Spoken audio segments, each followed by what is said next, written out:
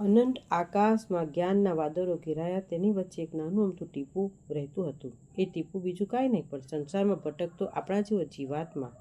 એ વ્યાકુળ હતો, હું કોણ, મારું અસ્તિત્વ શું? એક દિવસ આધ્યાત્મિક જાગૃતિનો પવન ફૂંકાયો અને ટીપું આકાશની ઊંચાઈઓ પરથી નીચે તરફ વહેવા લાગ્યું. સાગરના અસીમ વિશાળતા જોઈ ટીપું ભયભીત થયું.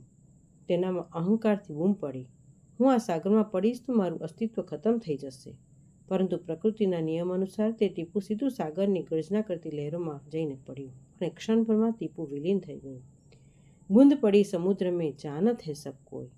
આ સાગરની અંદર પાણીનું ટીપું પડે એ દરેક દુનિયાના લોકો જાણી શકે છે, પરંતુ આ સાગરની પરમ શાંતિમાં તે ટીપુની મુલાકાત એક આત્મારૂપી સદગુરુ સાથે થઈ અને સાગરમાં ભળી જવા છતાં તે ટીપાના આંતરિક ચિત્તમાં હજુ એક ભય હતો. ત્યારે સાહેબે પૂછ્યું, આત્મન, તું હવે આ અસીમ સાગરનો એક ભાગ છે, છતાં તારા મનમાં શાંતિ કેમ નથી? ટીપા શંકા કરતાં કહ્યું, પ્રભુ, હું સાગરમાં ભળી તો ગયું, પરંતુ મારું અસ્તિત્વ ખોવાઈ ગયું. હું વિશાળતામાં ક્યાંય વિલીન થઈ ગયું.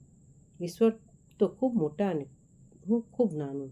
ત્યાં સદગુરુના તેના શિરે હાથ મૂક્યો અને કહ્યું, તે હજુ અડધું સમજ્યું તો પોતાની અંતરચક્ષુ ખોલો અને ધ્યાનમાં અવસ્થામાં ઉતરી જાઓ.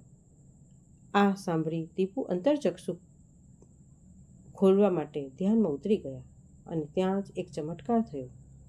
જોયું તો સમુદ્રમાં નથી ખોવાયું, પરંતુ આખો સમુદ્ર તેના પોતાના સ્વરૂપમાં ઉછાળા મારી રહ્યું છે.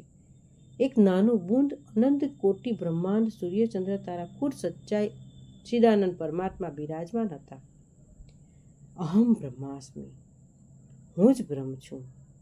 અને ત્યારે સમુદ્ર સમાના બૂંદ મેં જાને બિરલા કોઈ